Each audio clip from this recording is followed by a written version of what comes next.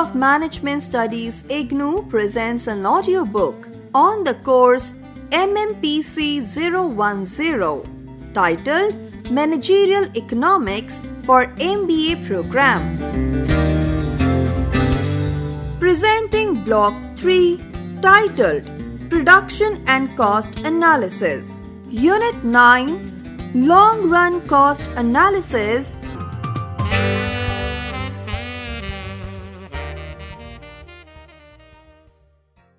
Objectives.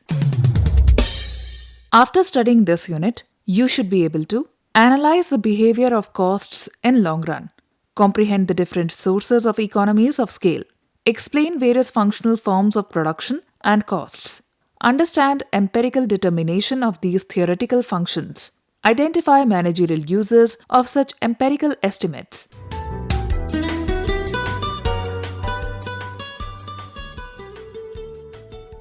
Introduction. You have learned about different cost concepts used by managers in decision-making process, the relationship between these concepts, and the distinction between accounting costs and economic costs and short-run cost analysis and its application in managerial decision-making. We will continue the analysis of costs in this unit also. Long-term cost analysis will be discussed. In the process of decision-making, a manager should understand clearly the relationship between the inputs and output on one hand and output and costs on the other hand. Estimation of cost curves will help production manager in understanding the nature and shape of cost curves and taking useful decisions. Both short-run cost function and the long-run cost function must be estimated, since both sets of information will be required for some vital decisions. Knowledge of the short-run cost functions allows the decision makers to judge the optimality of present output levels and to solve decision problems of production manager. Knowledge of long-run cost functions is important when considering the expansion or contraction of plant size and for confirming that the present plant size is optimal for the output level that is being produced. In the present unit, we will discuss different approaches to examination of cost functions, analysis of some empirical estimates of these functions, and managerial uses of the estimated functions.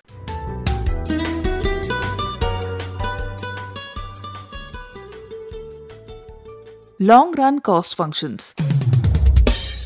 In the long run, all inputs are variable and a firm can have a number of alternative plant sizes and levels of output that it wants. There are no fixed cost functions, total or average, in the long run.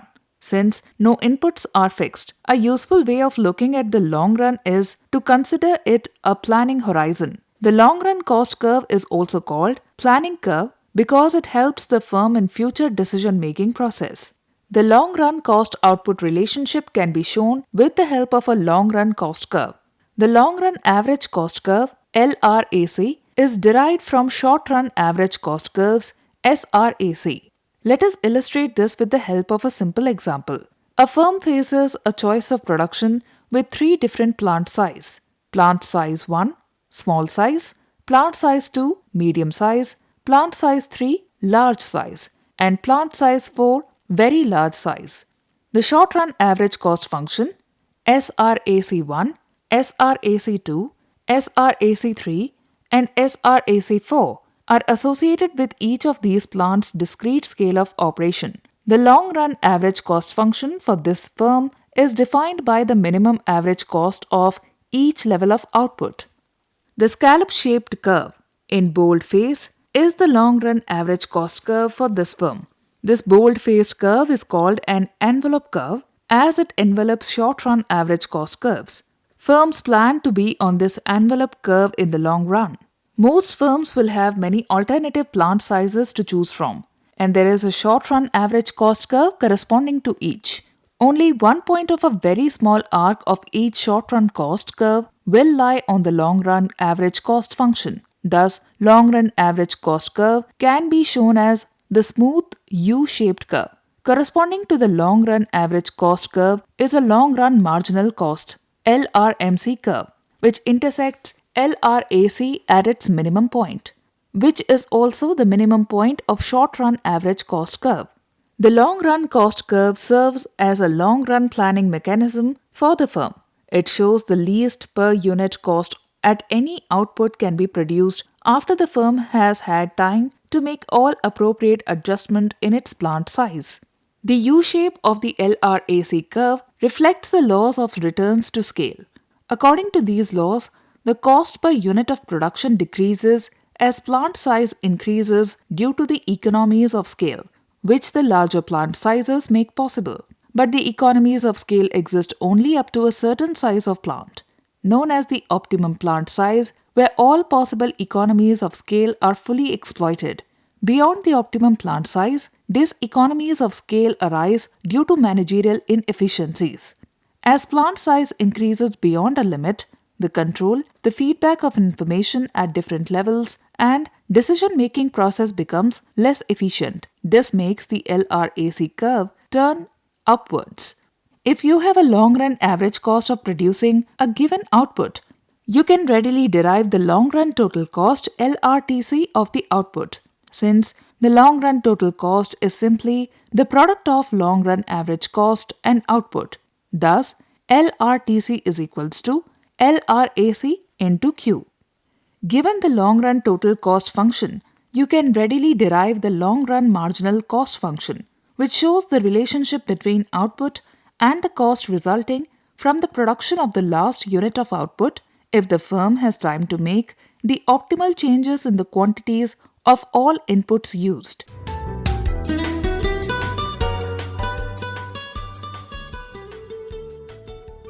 Economies and diseconomies of scale. Larger plant will lead to lower average cost in the long run. However, beyond some point, successively larger plants will mean higher average costs. Exactly why is the long run average cost LRAC curve U-shaped? What determines the shape of LRAC curve? This point needs further explanation. It must be emphasized that the law of diminishing returns is not applicable in the long run, as all inputs are variable. Also, we assume that resource prices are constant. What then is our explanation? The U-shaped LRAC curve is explainable in terms of what economists call economies of scale and diseconomies of scale. Economies and diseconomies of scale are concerned with behavior of average cost curve as the plant size is increased. If LRAC declines as output increases, then we say that the firm enjoys economies of scale. If, instead, the LRAC increases as output increases, then we have diseconomies of scale. Finally, if LRAC is constant as output increases, then we have constant returns to scale, implying we have neither economies of scale nor diseconomies of scale. Economies of scale explain the downsloping part of the LRAC curve. As the size of the plant increases, LRAC typically declines over some range of output for a number of reasons. The most important is that as the scale of output is expanded, there is greater potential for specialization of productive factors. This is most notable with regard to labor but may apply to other factors as well. Other factors contributing to declining LRAC include ability to use more advanced technologies and more efficient capital equipment, managerial specialization, opportunity to take advantage of lower costs for some inputs by purchasing larger quantities, effective utilization of byproducts, etc. But after some time, expansion of a firm's output may give rise to diseconomies and therefore higher average costs. Further expansion of output beyond a reasonable level may lead to problems of overcrowding of labor, managerial inefficiencies, etc., pushing up the average costs. The economies of scale and diseconomies of scale are sometimes called as internal economies of scale and internal diseconomies of scale respectively. This is because the changes in long-run average costs result solely from the individual firm's adjustment of its output. On the other hand, there may exist external economies of scale.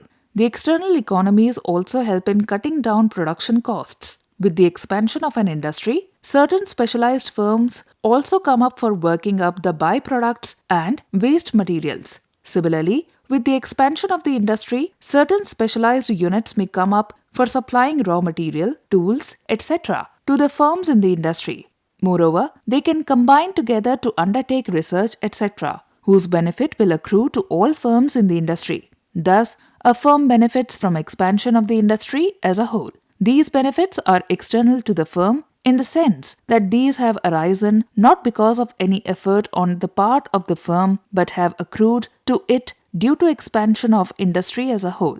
All these external economies help in reducing production costs.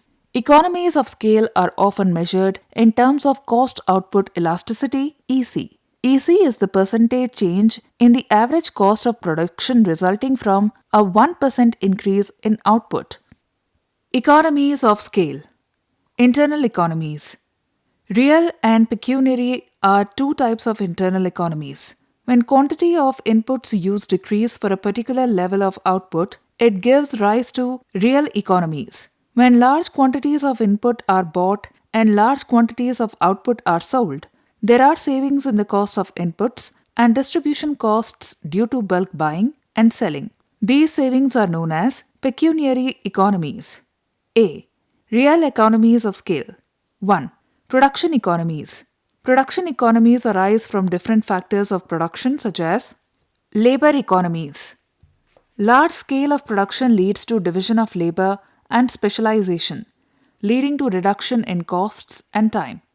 Due to large-scale production, technical personnel acquire significant experience and this cumulative volume has positive effect on production and costs, leading to high productivity and lower costs for large level of outputs. Technical economies. Technical economies are related to fixed capital, which includes machinery and equipments.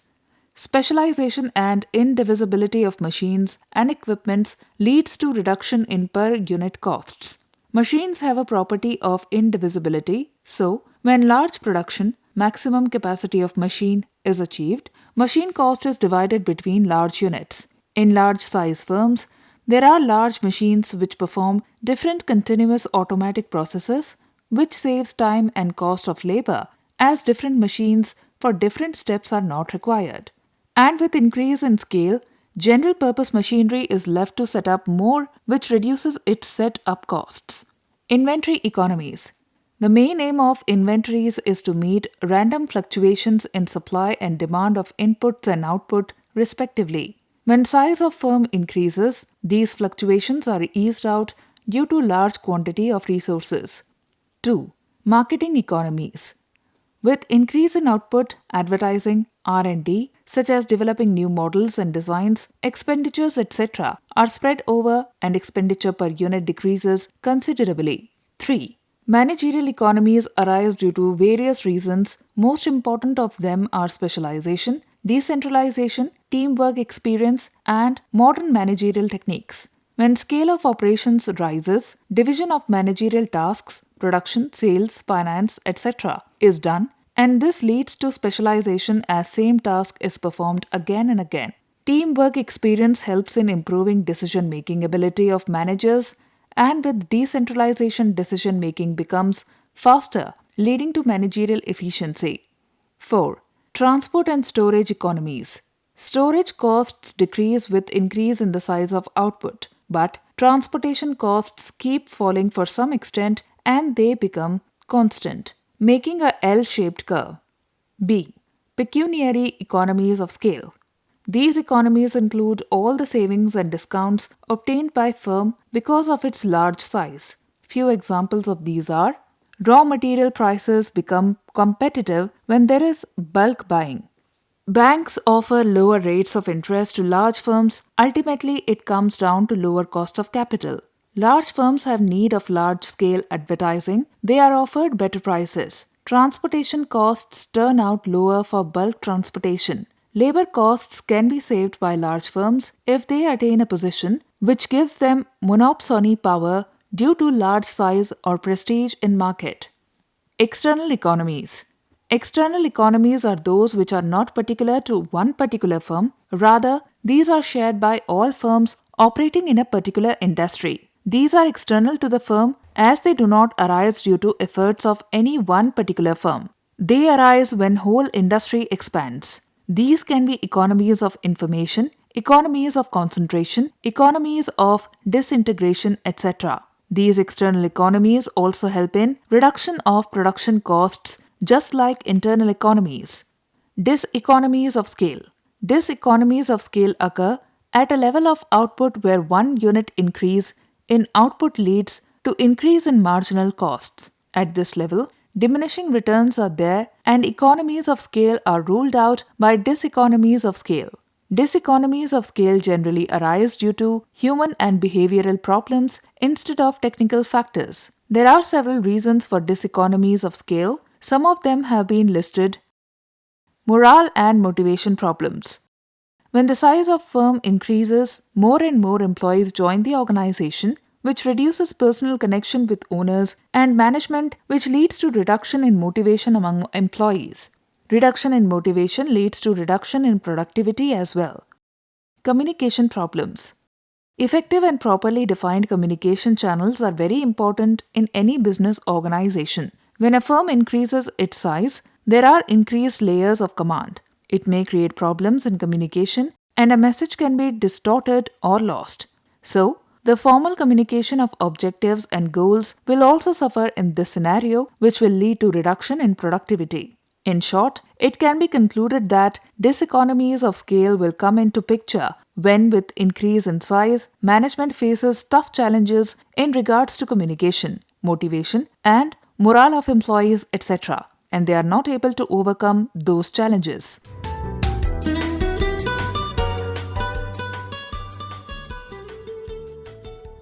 Learning curve. Learning curve denotes the relationship between labor cost and additional units of output. It basically revolves around the concept that with practice, workers improve and ultimately, cost per unit of producing one more units of output decreases. Learning curve effect is the reduction in cost due to learning process of employees over a period of time.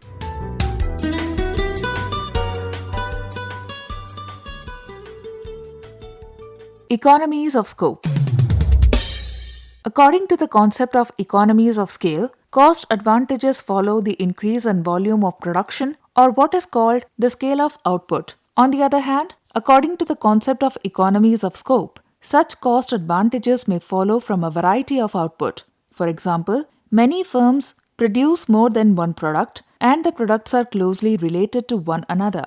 An automobile company produces scooters and cars and a university produces teaching and research. A firm is likely to enjoy production or cost advantages when it produces two or more products. These advantages could result from the joint use of inputs or production facilities, joint marketing programs, or possibly the cost savings of a common administration. Examples of joint products are mutton and wool, eggs and chicken, fertilizer, etc. Therefore, economies of scope exist when the cost of producing two or more products jointly is less than the cost of producing a single product. To measure the degree to which there are economies of scope, we should know what percentage of the cost of production is saved when two or more products are produced jointly rather than individually.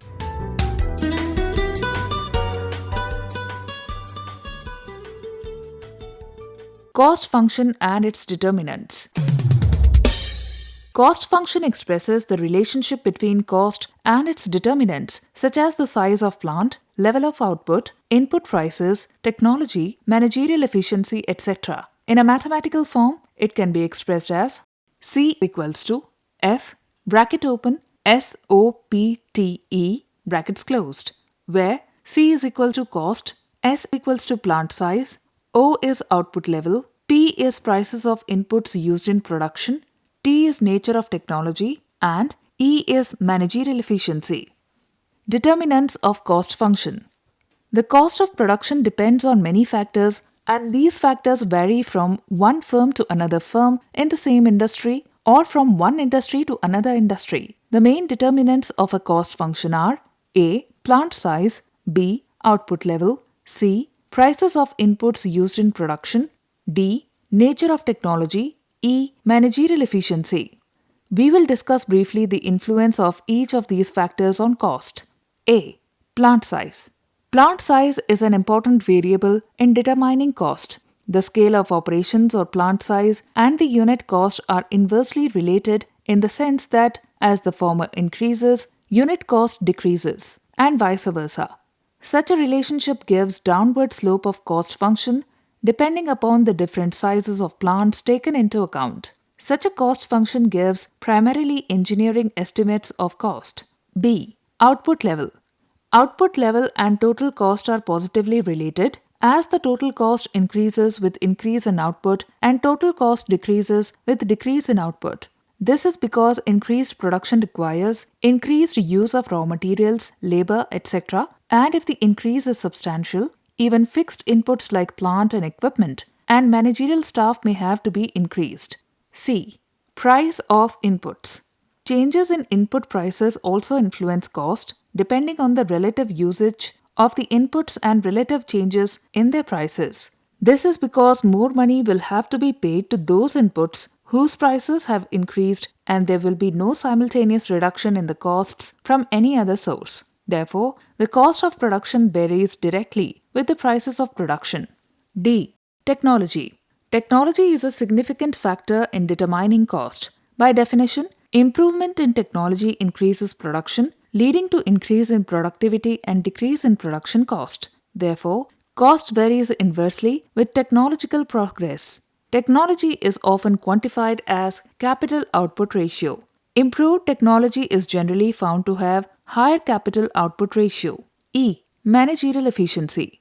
This is another factor influencing the cost of production. More the managerial efficiency, less the cost of production. It is difficult to measure managerial efficiency quantitatively. However, a change in cost at 2 points of time may explain how organizational or managerial changes within the firm have brought about cost efficiency, provided it is possible to exclude the effect of other factors.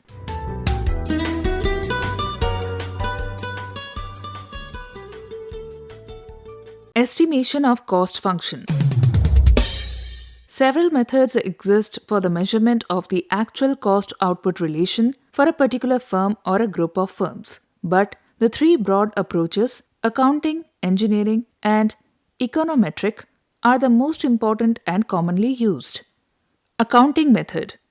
This method is used by the cost accountants. In this method, the cost-output relationship is estimated by classifying the total cost into fixed, variable, and semi-variable costs. These components are then estimated separately. The average variable cost, the semi-variable cost, which is fixed over a certain range of output, and fixed costs are determined on the basis of inspection and experience. The total cost, the average cost, and the marginal cost for each level of output can then be obtained through a simple arithmetic procedure. Although the accounting method appears to be quite simple, it is a bit cumbersome as one has to maintain a detailed breakdown of costs over a period to arrive at good estimates of actual cost-output relationship. One must have experience with a wide range of fluctuations in output rate to come up with accurate estimates.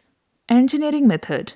The engineering method of cost estimation is based directly on the physical relationship of inputs to output and uses the price of inputs to determine costs. This method of estimating real-world cost function rests clearly on the knowledge that the shape of any cost function is dependent on A. the production function and B. the price of inputs. The resultant cost curve can then be formulated by multiplying each input in the least cost combination by its price to develop the cost function. This method is called engineering method as the estimates of least cost combinations are provided by engineers. The assumption made while using this method is that both the technology and factor prices are constant. This method may not always give the correct estimate of costs as the technology and factor prices do change substantially over a period of time. Therefore, this method is more relevant for the short run. Also, this method may be useful if good historical data is difficult to obtain. But this method requires a sound understanding of engineering and a detailed sampling of the different processes under controlled conditions, which may not always be possible. Econometric method. This method is also sometimes called statistical method and is widely used for estimating cost functions. Under this method, the historical data on cost and output are used to estimate the cost-output relationship. The basic technique of regression is used for this purpose. The data could be a time series data of a firm in the industry or of all firms in the industry or a cross-section data for a particular year from various firms in the industry. Depending on the kind of data used, we can estimate short-run or long-run cost functions. For instance, if time series data of a firm whose output capacity has not changed much during the sample period is used, the cost function will be short-run. On the other hand, if cross-section data of many firms with varying sizes or the time series data of the industry as a whole is used, the estimated cost function will be the long-run one. The procedure for estimation of cost function involves 3 steps. First, the determinants of cost are identified. Second, the functional form of the cost function is specified. Third, the functional form is chosen, and then the basic technique of regression is applied to estimate the chosen functional form. Functional forms of cost function. The following are 3 common functional forms of cost function in terms of total cost function TC. Linear cost function TC is equals to A1 plus B1 cube. Quadratic cost function TC is equals to A2 plus B2 cube plus C2q square. Cubic cost function TC is equals to A3 plus B3q plus C3q square plus D3q cube, where A1 A2 A3, B1 B2 B3, C2 C3 D3 are constants. When all the determinants of cost are chosen and the data collection is complete, the alternative functional forms can be estimated by using regression software package on a computer. The most appropriate form of the cost function for decision making is then chosen on the basis of the principles of economic theory and statistical inference. Once the constant in the total cost function are estimated using regression technique, the average cost AC and marginal cost MC functions for chosen forms of cost function will be calculated. Short-run and long-run cost function estimation. The same sorts of regression technique can be used to estimate short-run cost functions and long-run cost functions. However, it is very difficult to find cases where the scale of a firm has changed, but technology and other relevant factors have remained constant. Thus, it is hard to use time series data to estimate long-run cost functions. Generally, regression analysis based on cross-section data has been used instead. Especially, a sample of firms of various sizes is chosen and a firm's TC is regressed on its output as well as other independent variables such as regional differences in wage rates or other input prices. Many studies of long-run cost functions that have been carried out found that there are very significant economies of scale at low output levels, but that these economies of scale tend to diminish as output increases, and that the long-run average cost function eventually becomes close to horizontal axis at high output levels. Therefore, in contrast to the U-shaped curve, which is often postulated into microeconomic theory, the long-run average cost curve tends to be L-shaped. Problems in estimation of cost function. We confront certain problems while attempting to derive empirical cost functions from economic data. Some of these problems are briefly discussed below. 1. In collecting cost and output data, we must be certain that they are properly paired, that is, the cost data applicable to the corresponding data on output. 2. We must also try to obtain data on cost and output during a time period when the output has been produced at relatively even rate.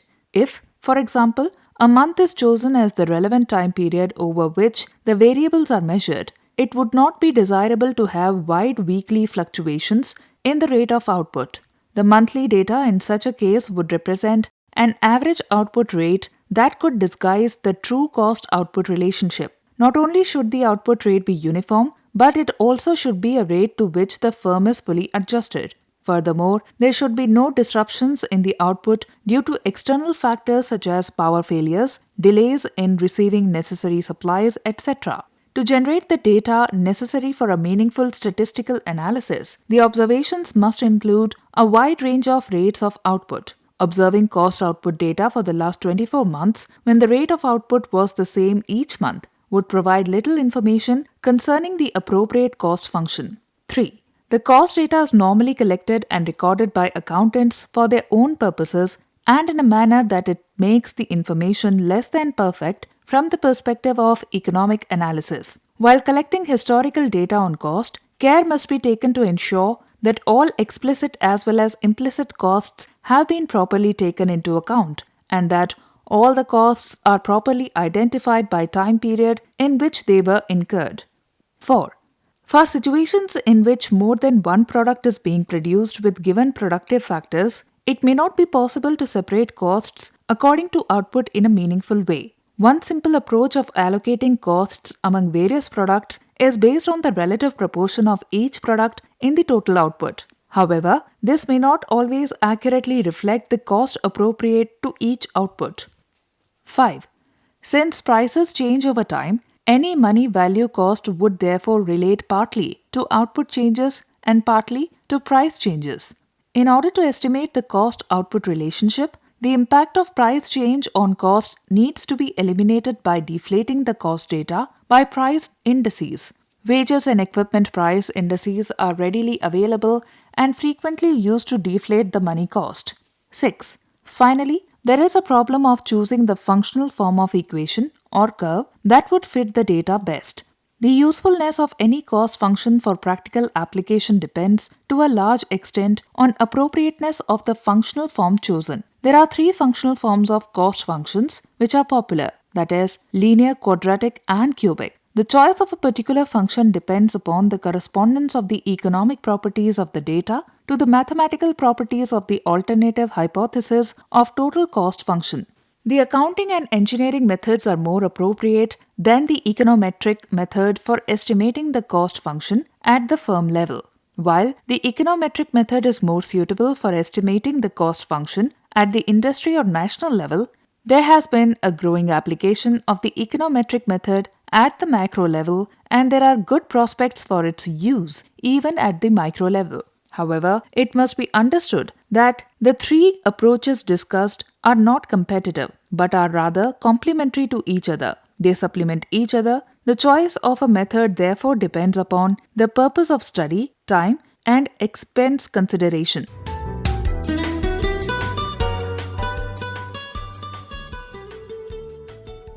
Empirical estimates of cost function.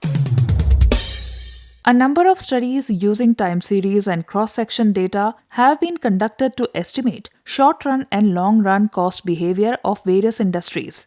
These and many other studies point one conclusion. In the short run, a linear total variable cost function with constant marginal cost is the relationship that appears to describe best the actual cost conditions over the normal range of production. U-shaped average cost AC and marginal cost MC curves have been found but are less prevalent than one might expect.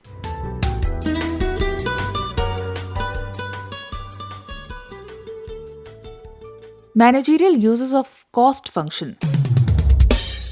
The estimated cost function can help managers to take meaningful decisions with regard to 1. Determination of optimum plant size, 2.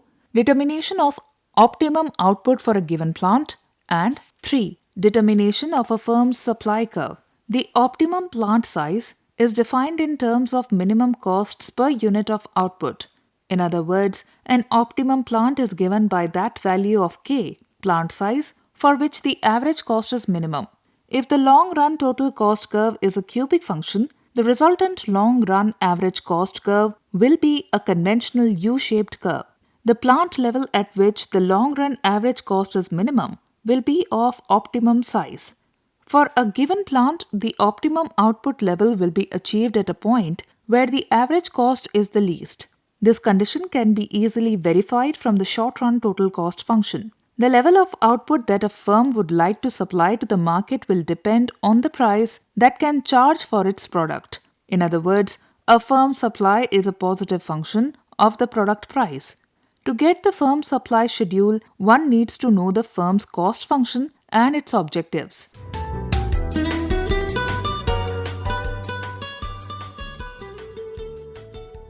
Summary. In the long run, all inputs to the production process are variable. Thus, in the long run, total costs are identical to variable costs. The long-run average cost function shows the minimum cost for each output level when a desired scale of plant can be built. The long-run average cost curve is important to managers because it shows the extent to which larger plants have cost advantages over smaller ones. Economies or diseconomies of scale arise either due to the internal factors pertaining to the expansion of output by a firm or due to the external factors such as industry expansion. In contrast, economies of scope result from product diversification. Thus, the scale economies have reference to an increase in volume of production, whereas the scope economies have reference to an improvement in the variety of products from the existing plant and equipment.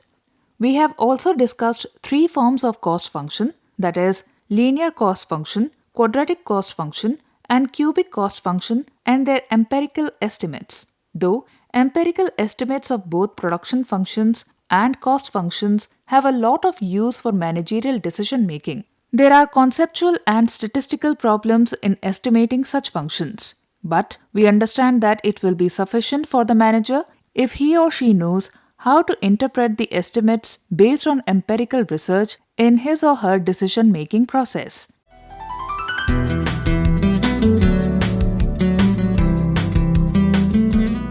We were listening to the audiobook by the School of Management Studies IGNOU for MBA program. Course code MMPC 010, titled Managerial Economics. Course coordinator Dr. Leena Singh. Voiceover by Renuka. Edited by Savita. Program assisted by Tarannum Jahan. Program produced by Dr. Manoj Kumar Singh. This program was brought to you by Electronic Media Production Center of Indira Gandhi National Open University.